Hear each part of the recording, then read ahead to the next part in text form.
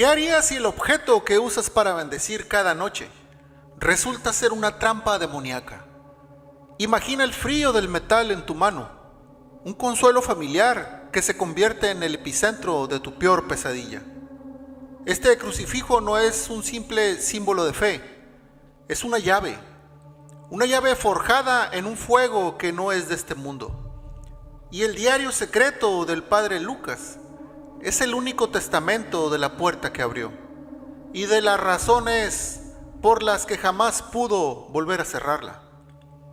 No soy sacerdote ni un investigador de lo paranormal, mucho menos un escéptico de oficio. Soy simplemente el tipo que se atrevió a leer las páginas que otros abandonan al primer escalofrío, el primer susurro que emerge del papel.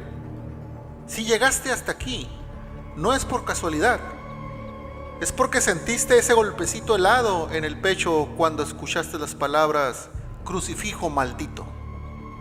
Hay una parte de nosotros que anhela mirar al abismo, aunque sea por un instante. Así que quédate. La última línea de este diario sigue húmeda, como si la tinta se negara a secar. Y su historia, como una mancha de líquido vital que gotea sobre todos nosotros. El padre Lucas pisó mi pueblo en dos únicas ocasiones. La primera, llegó cargando una modesta maleta de misionero y una fe que parecía capaz de mover montañas. La segunda, lo trajeron dentro de un ataúd sellado. Entre su llegada y su partida, apenas transcurrieron 9 meses. 9 meses de un lento y silencioso descanso al infierno. Tras su muerte, la diócesis nos autorizó a abrir su caja fuerte personal. Un armatoste de cedro macizo que él mismo había reforzado con alambres de plata bendecidos, como si intentara contener una plaga. Dentro no había dinero ni documentos de valor eclesiástico. Solo encontramos 3 cosas: un rosario hecho jirones, con las cuentas de madera pulverizada, como si hubiera sido desgarrado por unas garras filosas, un crucifijo herrumbroso y anormalmente pesado, y un cuaderno de tapas duras, precintando con un sello de lacre carmesí que llevaba grabado un símbolo irreconocible. Era una especie de espiral con 7 puntas, un diseño que no pertenecía a ninguna orden religiosa conocida. El crucifijo pesa exactamente 147 gramos, una minuciosa para su tamaño y el denso metal del que está hecho. Es frío al tacto, un frío que no cede, que parece chupar el calor de la mano. En la cara posterior, alguien grabó con una precisión inhumana un versículo que ninguna Biblia sobre la faz de la tierra registra. A quien mire este signo, se le abrirá la boca del abismo. El cuaderno, en cambio, pesa mucho más que el propio metal. Pesa lo que pesa la conciencia de un hombre cuando ya conoce con certeza la hora y la causa de su muerte. La primera entrada del diario tiene fecha del 3 de marzo de 1941. Con una caligrafía todavía firme y ordenada. El padre Lucas explica que el crucifijo llegó a sus manos por culpa de la abuela Martina. Ella no era bruja ni una vidente, solo una mujer piadosa que odiaba profundamente ver sufrir a la gente. Lo recibió de un exorcista polaco que huía de la guerra, un hombre de ojos cansados y un abrigo raído que se presentó en su puerta pidiendo solo un vaso de agua. Se lo entregó diciendo: ¿es para que descanse o para que descanse a otros? El exorcista no sonrió. Sus palabras salieron con una advertencia. Martina, sin sospechar nada, lo colgó en el cuarto de huéspedes usando guantes de lino, como si un instinto primario le advirtiera que no debía tocarlo directamente. Esa misma noche soñó que caminaba por un pasillo infinito. Las paredes sudaban una sustancia obscura y una voz profunda y rasposa le susurraba al oído: Gracias por abrir la puerta. Se despertó de golpe a las 3:07 de la madrugada. Un frío antinatural, húmedo y pesado, llenaba la habitación. Al abrir los ojos, vio el crucifijo clavado en la almohada, a escasos 3 centímetros de su ojo izquierdo. No estaba apoyado, estaba hundido en la tela como si lo hubieran apuñalado allí. El alambre del que colgaba en la pared seguía intacto. El clavo de la pared, sin embargo, estaba retorcido en una espiral imposible, como si una mandíbula invisible lo hubiera mordido hasta deformarlo. Leer el diario del padre Lucas es como sentir la punta de un lápiz afilado presionando contra tu nuca. Su caligrafía, al principio pulcra, se vuelve tensa, casi violenta, trazada con una carbonilla que mancha las yemas de los dedos, solo con rozar la página. A medida que avanza las semanas, notó un patrón inquietante. Cada vez que necesita nombrar al crucifijo, deja un espacio en blanco, un vacío sobre el papel, como si temiera que la propia palabra pudiera escucharlo y responder. En la entrada de la 4ª semana, su desesperación se vuelve palpable. Confiesa: ya no rezo, solo recito. El Padre Nuestro ha perdido su consuelo. Ahora suena a conjuro. El objeto se calienta en mis manos cuando llego a la parte de líbranos del mal. El metal arde, pero curiosamente no se oxida más. Arde como si en su interior latiera un corazón oscuro que se niega a morir. En la otra entrada escribe: anoche lo sumergí en agua bendita.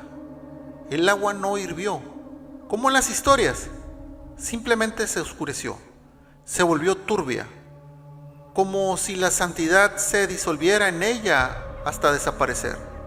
Luego olía a pantano, a tierra estancada. La casa de la abuela Martina tenía 2 pisos. En el primero vivían los humanos, con sus rutinas y sus miedos crecientes. En el segundo, algo más había aprendido sus horarios. Lucas anota en su diario que, justo al apagar la última luz de la casa, siempre a la misma hora, el crucifijo se desclava solo de la pared. No caía al suelo con estrépito, rodaba lentamente, con una deliberación maligna, hasta el centro del pasillo del piso de arriba y golpeaba el suelo de madera. 1, 2, 3 golpes secos. El eco no se expandía por la casa, sino que parecía subir desde las profundidades de la tierra, a través de las rendijas de los tablones. Era un sonido muerto, sin reverberación. Una noche, la abuela, insomne por el terror acumulado de semanas, se armó de valor y gritó hacia el techo con una voz quebrada: ¿qué es lo que quieres de nosotros? El silencio que siguió fue peor que los golpes. Un silencio tan denso que podían oír el latido de sus propios corazones. Y entonces la respuesta. No fue una voz, sino una carcajada que no provino de ninguna boca, sino que pareció nacer de las propias paredes de la casa. Una risa gutural, antigua, que vibró en el suelo y terminó con una frase redondita y clara, susurrada desde el piso de arriba: lo que usted misma invocó. Si sientes que tu corazón ya va a 120 pulsaciones por minuto, es buena señal. Significa que sigues aquí, que la historia te ha atrapado como nos atrapó a nosotros. Suscríbete a Animaterror y déjanos un like. Si crees que los objetos pueden absorber la energía de lo que vivimos, el algoritmo necesita saber que existes. Y quizá también el que está al otro lado de la pantalla observando. La crónica del 12 de julio es especialmente detallada. Ocupa 3 páginas completas del diario. Ese día llegó de visita la prima Leocadia, una mujer de campo, huesuda y de pocas palabras. con fama de percibir aires extraños. Traía una cesta con naranjas, ramas de romero fresco y un pañuelo bordado a mano. No había pasado ni 10 minutos de su llegada cuando sus ojos se fijaron en el crucifijo colgado en la pared del pasillo. Frunció el ceño y sin apartar la vista sentenció: «Ese no es de aquí». Con la acidez que le caracterizaba, la abuela Martina le respondió que el hambre tampoco lo era, y ambos seguían presentes en la casa. Leocadia, ignorando el comentario, se arrodilló un momento para ajustarse el bajo de la falda. Al levantarse, por puro instinto o costumbre, hizo la señal de la cruz, pero la hizo al revés, un gesto distraído de una mujer no especialmente religiosa. En ese instante, el crucifijo giró 180 grados en el aire y salió disparado como una flecha, clavándose con una violencia inaudita en el ramo de romero que estaba sobre la mesa cercana. Las hojas verdes se volvieron negras al instante, marchitándose como si las hubieran metido en un horno. Leocadia se tocó la frente, pálida como el papel, y susurró: «Huele a azufre». Nadie se atrevió a discutirlo. Ninguno había encendido un fósforo, pero todo el pasillo apestaba a cohete fallido, a mineral antiguo recién salido del infierno. Un olor que, según el diario, tardó 3 días en desaparecer. Esa fue la noche en la que el padre Lucas decidió que el objeto debía irse para siempre.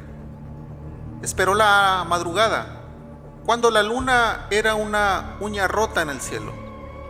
Envolvió el crucifijo en un paño de altar consagrado y lo metió en una mochila de cuero. Caminó en la oscuridad hasta el puente viejo que cruzaba el lecho de un río seco, un lugar donde no corría agua desde hacía décadas, conocido en el pueblo como el Espinazo del Diablo. Su corazón latía con fuerza. Cada sombra parecía un espía. Cada crujido de una rama era una presencia a su espalda. Con un grito de liberación que fue más de rabia que de fe, lo lanzó con todas sus fuerzas al barranco. Oyó cómo chocaba entre las rocas de abajo, un sonido metálico y final. El viaje de ida y de vuelta a casa le tomó exactamente 49 minutos. Al abrir la puerta principal, sintió alivio que le duró apenas un segundo. Sobre la mesa de la cocina, perfectamente centrado, reposaba el crucifijo, completamente seco, sin una mota de polvo, sin la más mínima gota de rocío. En la página 27 de su diario, Lucas anota con una letra temblorosa y casi ilegible: «No sé si me sigue o si me precede». Debajo de esa frase, con una tinta visiblemente más fresca, como si lo hubiera añadido horas después con una mano resignada, escribió: «No sé si soy su custodio o su prisionero». Después de la tercera semana, el diario del padre Lucas sufre una transformación aterradora. Comienzan a aparecer frases y párrafos enteros que él jura no haber escrito. Frases que aparecen de la noche a la mañana en páginas en blanco. Frases como: «Martina invocó al ángel del Señor. El ángel no se presentó, pero alguien más contestó la llamada». Y otra, aún más escalofriante: Lucifer no es un hombre, es un cargo. La caligrafía y la tinta son idénticas a las suyas, pero el estilo es más pulido, más cruel, como si una inteligencia superior y perversa hubiera estado practicando para imitarlo. Desesperado, Lucas consiguió una cámara de 8 milímetros y se grabó mientras dormía. Al revisar la cinta, el horror se confirmó. En el minuto 2:13 de la grabación, su cuerpo se incorpora en la cama, rígido como una tabla. Camina con los ojos abiertos y vidriosos hacia el escritorio y comienza a escribir con la mano derecha. Pero el padre Lucas era zurdo. En la grabación, justo antes de volver a la cama, su otro yo se gira lentamente y sonríe a la cámara, mostrando los dientes en una mueca que no expresa alegría, sino el gesto de quien prueba una careta que no le encajaba del todo.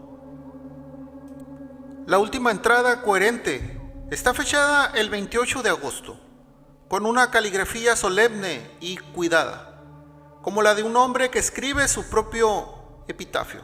Anotó: mañana daré la misa dominical. Llevaré el objeto conmigo. Lo pondré sobre el altar. Si se opone, si reacciona ante lo sagrado, si arde o se retuerce, sabré que aún pertenece al dominio de Dios y hay esperanza.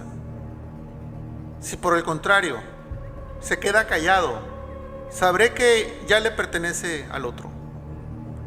A la mañana siguiente, ante toda la congregación, el crucifijo clavó su silencio en mitad del altar, colocado sobre el corporal bordado por monjas de clausura.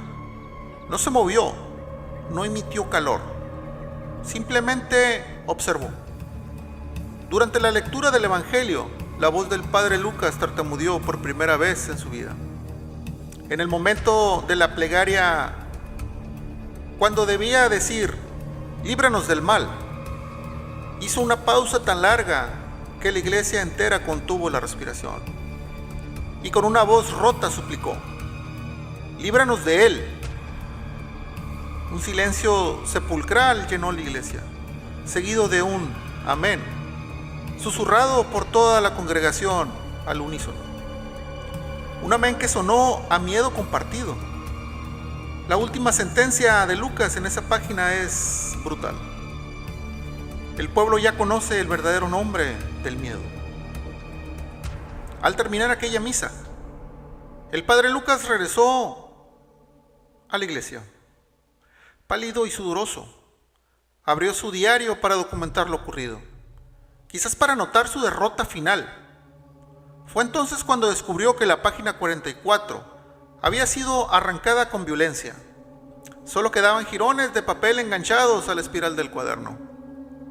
Bajo una luz intensa se podía distinguir resto de números escritos: 66, 6.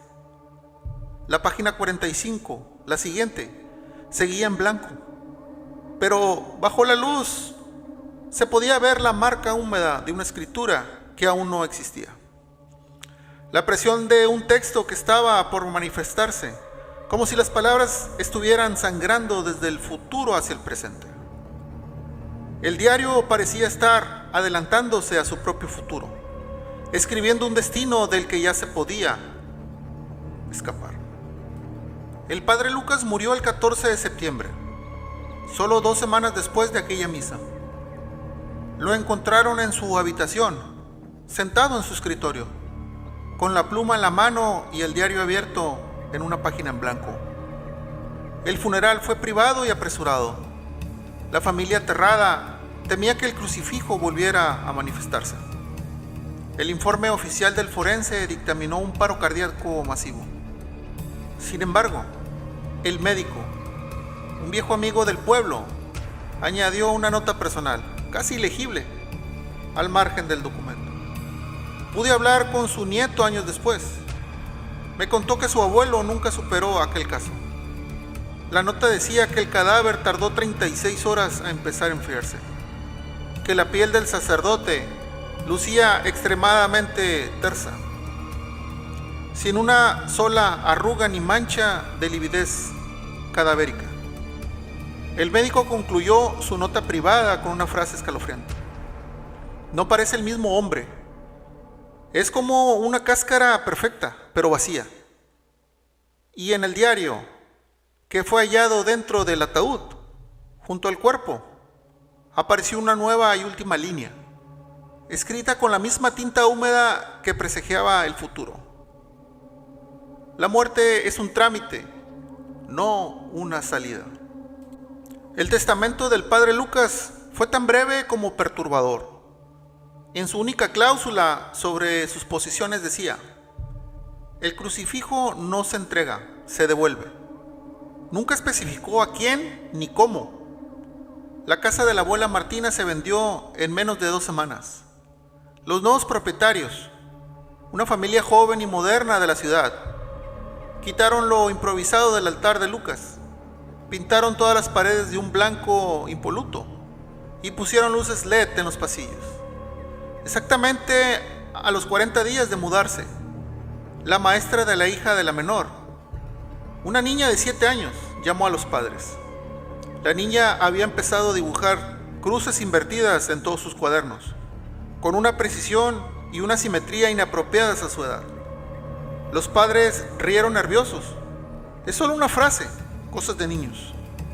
Esa misma noche, la moderna lámpara LED del pasillo de arriba estalló sin motivo aparente.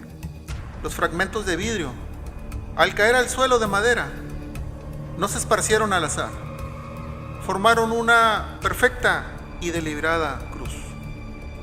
Conseguí el cuaderno porque el nuevo propietario de la casa lo tiró a la basura, quejándose de que pesa demasiado para ser un simple papel y que le daba malas vibraciones. Lo encontré entre los desechos, con el sello de lacre todavía intacto. Decidí abrirlo durante una luna nueva, más por un sentido de teatralidad que por otra cosa. En el instante que rompí el sello carmesí, el aire de mi habitación se volvió granoso, denso, como si estuviera lleno de talco o ceniza fina. Me costaba respirar. Leí sin pausa hasta la página 50, atrapado por el horror que destilaba cada palabra. Fue entonces cuando ocurrió. Una brisa inexplicable, con un fuerte olor a incienso quemado y a metal frío, comenzó a soplar dentro de mi estudio cerrado y pasó las páginas del libro por sí solo. Una por una, cada vez más rápido.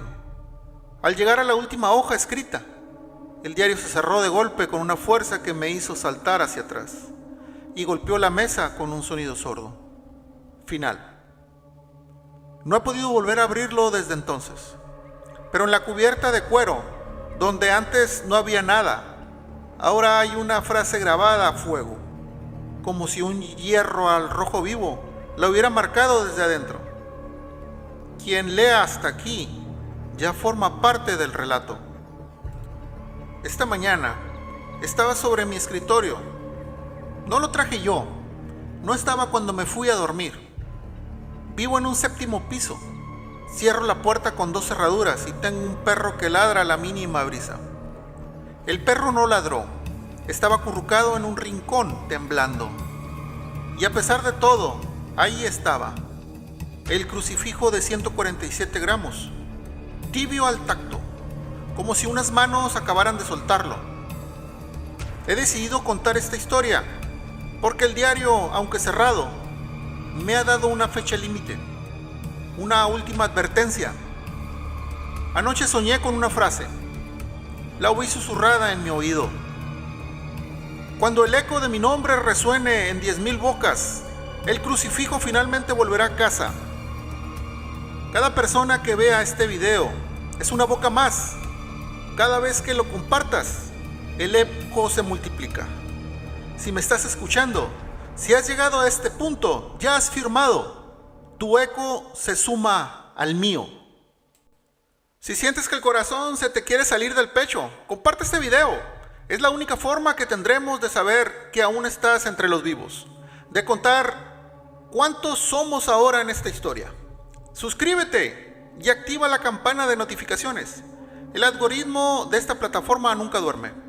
Y después de escuchar esto, quizá tampoco duerma quien ahora sabes que está al otro lado de tu ventana, esperando su turno. Aquí no hay moraleja ni lección aprendida. El mal no siempre viene a castigar al pecador.